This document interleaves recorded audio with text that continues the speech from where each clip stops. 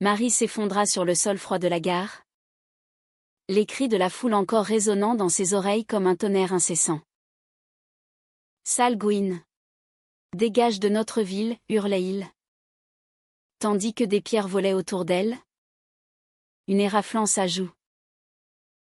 20 ans plus tard, alors qu'elle revenait incognito pour un enterrement, elle apprit que sa propre fille, abandonnée à l'époque, était élue maire de cette même bourgade conservatrice. Le choc la frappa comme une lame glacée. Marie, âgée de 45 ans maintenant, fixait l'article dans le journal local. Les mains tremblantes. Comment était-ce possible? Elle avait fui Saint-Étienne-du-Rouvray, une petite ville normande, en 2006. Chassée par la haine collective après que son amour pour Sophie ait été révélé au grand jour. Sophie, sa compagne d'alors, une professeure d'art aux yeux rieurs et au tempérament fougueux, avait été la première à craquer sous la pression. Leur relation, commencée en secret dans les coulisses d'un atelier de peinture, avait éclaté quand un voisin les avait surprises en train de s'embrasser. La rumeur s'était propagée comme un feu de paille dans cette communauté catholique fervente, où les traditions pesaient plus lourd que la liberté individuelle. Marie se rappelait chaque détail de cette nuit fatidique.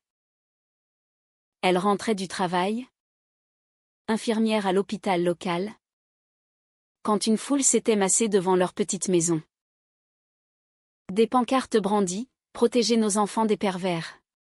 Son mari d'alors, Pierre, qu'elle avait épousé jeune par convenance sociale, avait déjà fait ses valises, emmenant leur fille de 5 ans, Élise, sans un regard en arrière. « Tu as détruit notre famille » avait-il craché avant de partir. Marie n'avait pas eu le temps de se défendre, la police locale, complice tacite, l'avait escortée jusqu'à la gare, prétextant sa sécurité. Sophie, terrifiée par les menaces contre sa famille, avait nié tout en bloc et quitté la ville peu après. Marie s'était retrouvée seule, brisée, à Paris, où elle avait reconstruit sa vie pièce par pièce. À Paris, elle avait trouvé refuge dans le Marais, quartier vibrant de la communauté LGBT. Là, elle avait rencontré d'autres femmes comme elle. Des âmes blessées par le rejet mais déterminées à survivre. Elle avait repris des études, devenue psychologue spécialisée dans les traumas liés à l'orientation sexuelle. Pourtant, le passé la hantait. Chaque nuit, elle revivait les insultes, le sentiment d'être une paria. Élise, sa fille, était le regret le plus cuisant. Pierre avait obtenu la garde exclusive, arguant que Marie était instable moralement. Les tribunaux, influencés par l'opinion publique, avaient validé cela sans appel. Marie avait envoyé des lettres, des cadeaux, mais tout était revenu avec la mention « Retour à l'expéditeur ». 20 ans sans nouvelles.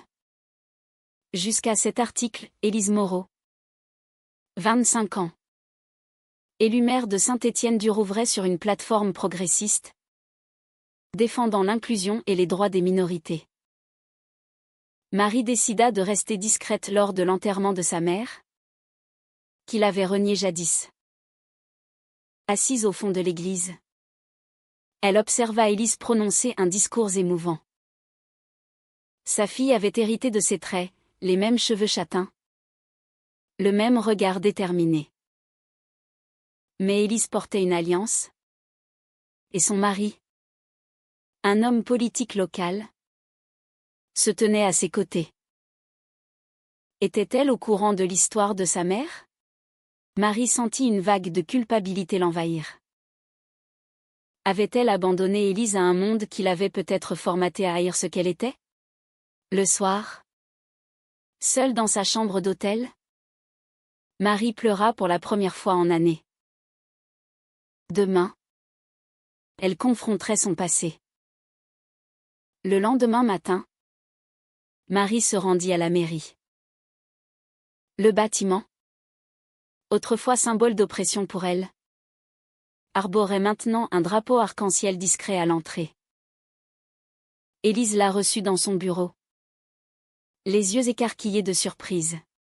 « Maman, c'est vraiment toi ?» murmura-t-elle. Marie hocha la tête, la gorge serrée. Elles s'étreignirent. Un mélange de joie et de douleur. Élise expliqua comment elle avait découvert la vérité à l'adolescence. En fouillant dans les papiers de son père. Pierre avait menti, disant que Marie les avait abandonnés pour une vie dissolue. Élise avait confronté son père, qui avait l'avoué sous la pression. « J'ai passé des années à te haïr, puis à comprendre, » dit Élise. « La société t'a forcé à partir. J'ai juré de changer ça. Mais la réunion n'était pas idyllique. » Élise avoua ses propres luttes, mariée à un homme qu'elle n'aimait pas vraiment. Sous la pression familiale. « Papa m'a élevée dans la peur de l'anormal », confia-t-elle. Marie sentit son cœur se serrer. Était-ce sa faute? Avait-elle transmis un héritage de souffrance? Elles parlèrent des heures, déterrant les vieux secrets. Sophie réapparut dans la conversation. Marie apprit qu'elle vivait maintenant à Lyon. Mariée à une femme heureuse. Pourquoi ne pas l'avoir suivie? Demanda Élise. Marie hésita, j'avais peur de tout perdre à nouveau. La tension monta quand Élise révéla un projet de loi locale pour promouvoir les mariages homosexuels. Mais mon mari s'y oppose, admit-elle. Il dit que ça ruinerait ma carrière. Marie vit le conflit intérieur dans les yeux de sa fille. Miroir du sien d'antan. Allait-elle sacrifier ses convictions pour la stabilité? Marie décida de rester quelques jours pour aider Élise à naviguer ses eaux troubles. Mais au fond d'elle, elle savait que le passé n'était pas enterré, il ressurgissait, prêt à tester leur lien. Les jours suivants furent un tourbillon d'émotions pour Marie et Élise. Elle se promenait dans les rues de Saint-Étienne-du-Rouvray, que Marie avait fui autrefois. La ville avait changé, des cafés branchés avaient remplacé les vieilles boutiques, et des affiches pour des événements LGBT ornaient les murs. Pourtant, sous la surface, les vieilles rancunes persistaient. Marie croisa un ancien voisin qui la reconnut et détourna le regard, murmurant quelque chose à son compagnon. Certains n'oublient pas, commenta Élise avec amertume. À la maison d'Élise, un pavillon moderne en périphérie.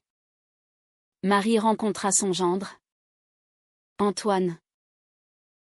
Grand, charismatique, avec un sourire politique trop parfait. Il l'accueillit poliment mais froidement. « J'ai entendu parler de votre histoire, » dit-il lors du dîner. C'était une autre époque. Marie sentit le sous-entendu, ne remuez pas la boue.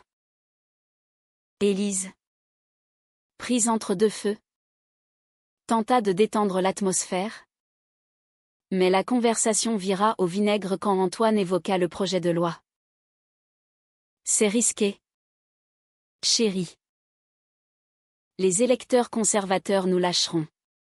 Élise baissa les yeux, et Marie vit la soumission qu'elle avait elle-même connue avec Pierre.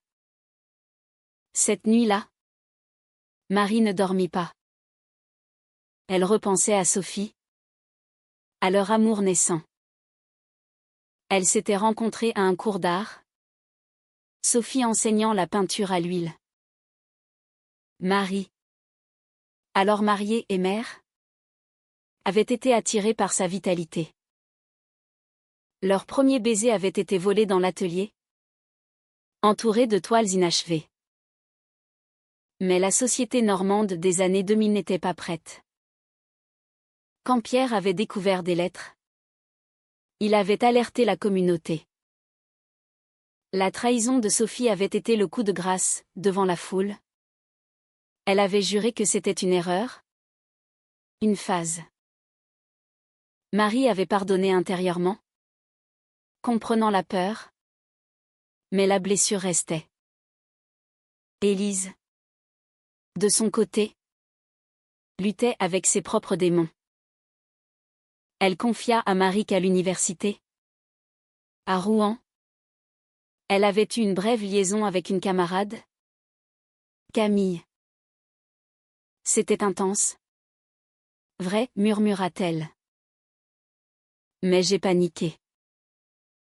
J'ai rompu. Épousé Antoine pour plaire à papa. Pierre, décédé 2 ans plus tôt, avait instillé en elle la peur du rejet. Maintenant, en tant que mère, Élise voulait honorer la mémoire de sa mère en promouvant l'égalité. Mais Antoine, ambitieux, visait un siège au Parlement et voyait cela comme un obstacle. Il me dit que je dois choisir, la famille ou la politique radicale, avoua Élise. Marie décida d'intervenir subtilement. Elle organisa une rencontre avec des activistes locaux. Des femmes qui avaient souffert comme elle. Lors d'une réunion informelle à la mairie, elles partagèrent leurs histoires, une professeure licenciée pour son orientation, une mère rejetée par ses enfants. Élise écouta, les larmes aux yeux. C'est pour ça que je fais ça, dit-elle. Mais Antoine, apprenant la réunion, explosa. Tu invites des troubles faits chez nous? Ça va nous détruire. Il accusa Marie d'influencer Élise, de semer le chaos. Marie riposta calmement, je protège ma fille de l'erreur que j'ai commise, me taire. La confrontation culmina lors d'un conseil municipal. Élise présenta le projet, défendant l'inclusion. Des opposants, des figures conservatrices de la vieille garde, protestèrent vivement. Ça corrompra nos valeurs, cria l'un d'eux. Antoine, assis au premier rang, resta silencieux, son visage un masque de neutralité. Marie, dans le public, sentit la tension. Élise vacilla un instant, mais croisa le regard de sa mère et poursuivit. Le vote fut reporté, mais la graine du doute était plantée. Ce soir-là, Élise confronta Antoine. Soutiens-moi ou pars, dit-elle. Il rit amèrement, tu choisis ta mère absente contre moi? Élise pleura. Mais tint bon. Marie, témoin de la scène, se sentit coupable. Avait-elle poussé sa fille trop loin? Le lendemain, une lettre anonyme arriva à la mairie, des menaces contre Élise si elle persistait. Marie reconnut l'écriture, c'était celle d'un ancien ami de Pierre. Le passé revenait hanter, forçant Marie à affronter ses propres fantômes. Elle contacta Sophie, après 20 ans de silence, pour chercher du soutien.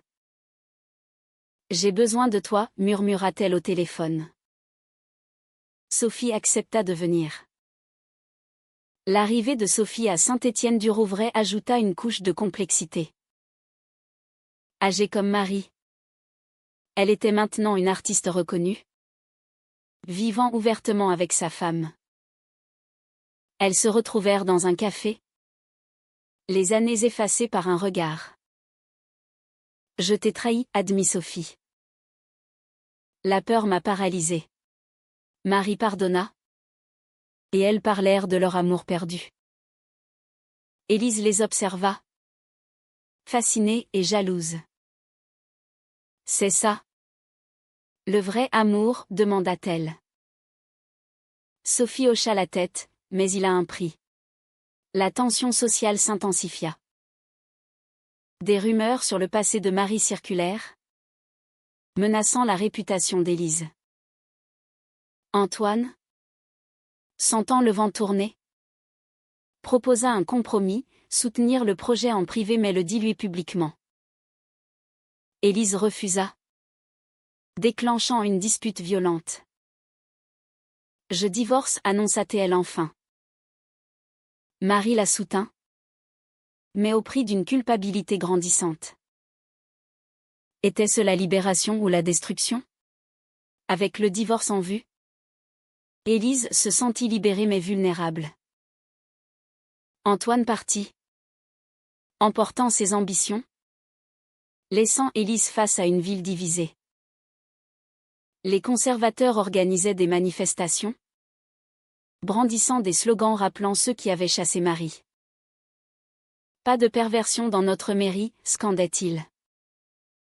Marie, restée pour soutenir sa fille, devint une cible. Des appels anonymes la harcelaient la nuit. Retourne à Paris. Sorcière. Elle reconnut la voix de l'ancien voisin. Sophie, installée temporairement chez Marie dans un appartement loué, offrit un ancrage émotionnel. Leurs retrouvailles ravivèrent de vieux sentiments. Elles passaient des soirées à discuter, à se toucher les mains, à se rappeler les bons moments. Et si on avait fui ensemble, murmura Sophie un soir. Marie secoua la tête, j'avais Élise. Je ne pouvais pas l'abandonner. Mais maintenant, avec Élise adulte, l'idée d'une seconde chance germait. Pourtant, Marie luttait intérieurement. Était-ce égoïste de penser à son bonheur alors que sa fille affrontait la tempête? Élise, de son côté, plongeait dans un tourbillon psychologique. Le divorce la forçait à examiner sa vie. Elle repensait à Camille, son amour universitaire. Elle s'était rencontrée en cours de droit, partageant des idéaux progressistes. Leur nuit volée avait été passionnée, mais la peur d'être découverte l'avait poussée à rompre. Camille avait pleuré, accusant Élise de lâcheté. Maintenant, Élise se demandait si elle n'avait pas hérité de la même peur que sa mère. Elle contacta Camille, qui vivait à Paris, avocate spécialisée en droits humains. Je regrette, avoua Élise au téléphone. Camille, surprise, accepta de venir. L'arrivée de Camille compliqua tout. Jeune femme de 25 ans, aux cheveux roux et au tempérament ardent, elle confronta Élise dès leur rencontre. Tu m'as brisé pour plaire à ton père. Élise pleura, j'avais peur. Marie et Sophie observèrent la scène, voyant leur propre histoire se répéter. Camille, apprenant le passé de Marie, offrit son expertise juridique pour contrer les menaces. Ensemble, elles formèrent un front, Marie la psychologue, Sophie l'artiste, Camille l'avocate, soutenant Élise. Mais les opposants ne lâchaient pas. Lors d'une réunion publique, un débat houleux éclata. Un prêtre local accusa Élise de corrompre la jeunesse. Votre mère a apporté la honte, maintenant vous la propagez. Élise riposta, ma mère a été victime de votre intolérance. Je répare ça. Marie, dans la salle, se leva pour la première fois, j'ai payé le prix de l'amour. Ne forcez pas ma fille à payer le vôtre. La foule murmura. Divisée. Certains applaudirent, d'autres huèrent. Le conflit intérieur d'Élise culmina quand elle reçut une offre, démissionner en échange de la paix. Antoine, Derrière les coulisses, tirait les ficelles via ses alliés. Pense à ta sécurité, murmura-t-il lors d'un appel. Élise raccrocha. Furieuse. Elle confia à Marie ses doutes, et si je détruis tout? La ville. Ma vie. Marie répondit, le silence détruit plus. Regarde-moi. Sophie ajouta, l'amour vrai demande du courage. Inspirée, Élise décida de pousser le vote. Camille resta pour l'aider légalement. Entre elles, une étincelle renaquit. Une soirée tardive à la mairie. Elles s'embrassèrent. Timidement d'abord, puis avec passion. Élise se sentit vivante pour la première fois. Mais la culpabilité la rongeait, divorcer pour une femme? Que diraient les électeurs? Marie, sentant le dilemme, la confronta, ne répète pas mes erreurs. Choisis-toi. La pression sociale monta. Des articles dans la presse locale déterraient le passé de Marie, la peignant comme une destructrice de famille. Élise défendit publiquement sa mère, mais cela alimenta les rumeurs sur sa propre orientation. La pomme ne tombe pas loin de l'arbre, murmuraient les gens. Sophie, pour protéger Marie, proposa de partir. Non, dit Marie. On affronte ça ensemble. Leur relation se approfondit, devenant un pilier pour Élise. Le point de non-retour arriva lors d'une manifestation violente. Des pierres volèrent, rappelant à Marie sa fuite. Élise fut blessée légèrement. Une entaille au bras. À l'hôpital, elle jura, je ne reculerai pas. Marie pleura, fière mais terrifiée. Camille resta à son chevet, leur lien se renforçant. Le passé et le présent se mêlaient, forçant chaque femme à choisir, se cacher ou se battre. La blessure d'Élise guérit vite, mais les cicatrices psychologiques persistaient. Elle organisa une conférence de presse, annonçant son divorce et son soutien inébranlable au projet. Ma vie personnelle ne définit pas ma capacité à gouverner, déclara-t-elle.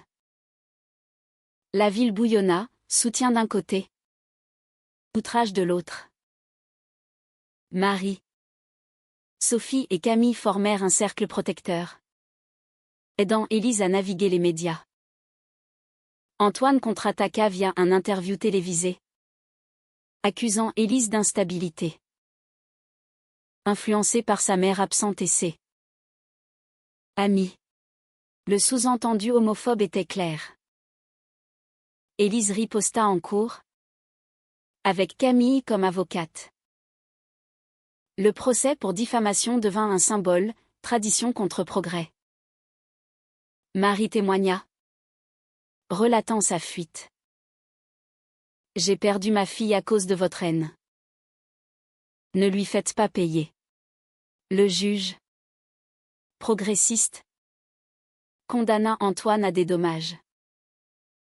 Mais la victoire était amère. Élise luttait avec son identité. Ses nuits avec Camille étaient un refuge. Mais le jour, elle cachait leur relation. Je ne suis pas prête, avouait-elle. Camille, patiente mais blessée, répondit, je ne veux pas être un secret. Marie, voyant l'histoire se répéter, intervint, j'ai caché mon amour pour Sophie. Ça nous a détruites. Sophie hocha la tête, assume-toi. Ou perds tout. La haute tension culmina au conseil municipal final. Élise présenta le vote. Les débats furent féroces, arguments moraux, religieux, sociaux. Un conseiller conservateur révéla des photos volées d'Élise et Camille. Hypocrisie, cria-t-il. La salle explosa. Élise, pâle, se leva. Oui. J'aime une femme. Et alors? Ça ne change pas mon engagement pour cette ville. Marie bondit. Fière. La foule se tut. Choquée. Le vote passa de justesse, approuvant le projet. Les retombées furent immédiates. Des alliés désertèrent, mais de nouveaux soutiens émergèrent, jeunes, minorités, progressistes. Élise devint une icône nationale, invitée à des talk-shows. Mais le prix était élevé, menaces constantes, isolement. Antoine, humilié, quitta la ville. Marie et Sophie, maintenant ouvertement ensemble, restèrent pour la soutenir. Élise confronta enfin son passé. Elle visita la tombe de Pierre, murmurant, « Tu m'as appris la peur. Mais maman m'a appris le courage. » Camille proposa, « Viens vivre à Paris avec moi. » Élise hésita, abandonner sa mairie? Mais la ville avait changé, elle pouvait déléguer. Marie, de son côté, trouva la paix. Reconstruire avec Sophie effaça les vieilles blessures. Elles planifièrent un mariage discret. 20 ans trop tard, rit Sophie. Marie sourit, mieux vaut tard que jamais. Pourtant, des doutes persistaient. Élise reçut une lettre de Sophie d'antan? Non. D'un ancien opposant? S'excusant. Vous m'avez ouvert les yeux. Ça la toucha. Mais la vigilance restait. La société évoluait. Mais lentement. Le climax personnel arriva lors d'une fête familiale. Élise annonça publiquement sa relation avec Camille. Marie pleura de joie. Tu es libre. Mais était-ce vrai? Les médias sensationnalisèrent. Et des backlash surgirent. Élise tint bon. Payant le prix de l'authenticité. Fil 5. Les mois suivants consolidèrent les changements. Le projet de loi locale inspira d'autres villes françaises. Élise, réélue avec une marge plus large, devint une voix pour les droits LGBT. Mais le chemin fut pavé de sacrifices, amis perdus, famille éloignée.